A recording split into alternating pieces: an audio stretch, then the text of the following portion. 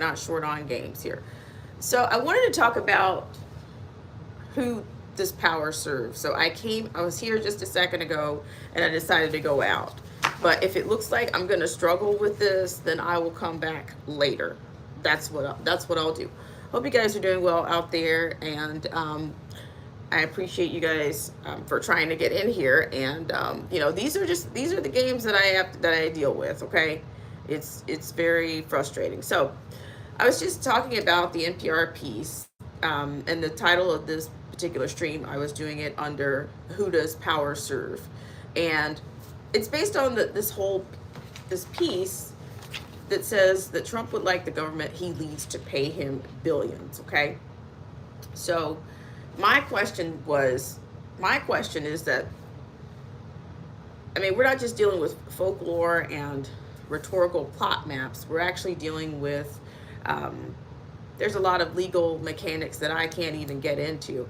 But to me, for those people that are, more of idolaters, and that they basically follow, that they're huge followers or huge supporters, that, I guess, to me, I just don't, I'm wondering if they're reflecting on what are they, I say this all the time, what are you getting out of this? What are you getting out of this? And I've said this before, some people, if it weren't for their political standing or their dialectics, they wouldn't have, who would they be? So I think that's what it still comes down to that. But the NPR article, the conflict of interest is what I'm questioning.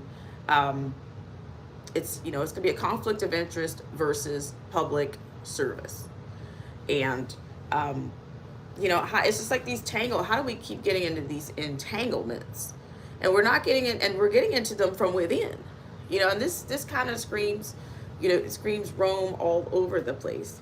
I talk about a lot of times, frame things with the whole cultural motif, when we're dealing with the citizen hero type situation, and literally, I think, or figuratively, that's what I think Trump, he ran on that. Not only did he run on that, I think back in 2016, but he actually, I think his second term platform included some of the same elements. I'm a citizen and I just want the best for the country that I lead, but at the same time, you find yourself on both sides of a coin that, could potentially lead to, a taxpayer. I mean, maybe it's a stretch right now. It could potentially lead to maybe a taxpayer funded settlement. Maybe it's a stretch right now. I'm just saying, I'm just giving you a lens right now. We'll have to see how it plays out. And we know the sensationalization will sell. The media will sell.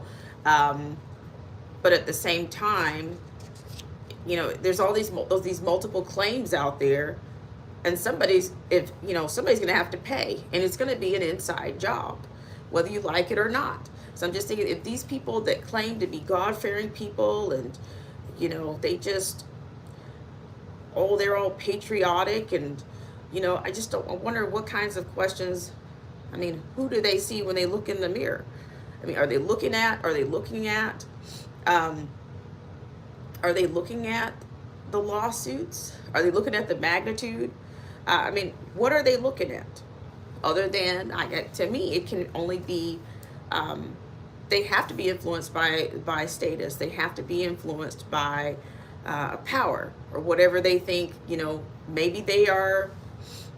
Maybe they're being support. Maybe they're on an inside themselves, and they already know. They know who they serve. I think that the people that are actually the diehards, the conservative types that are, now they're all big pharma, when all they could do was criticize, back in 2019 during the COVID era, all they could do was criticize the, big pharma and all of the, that's all they could do. But now they're on board with that. So I'm just wondering, are they going to be on board with this? And I think that they'll probably try to justify it with some type of morality.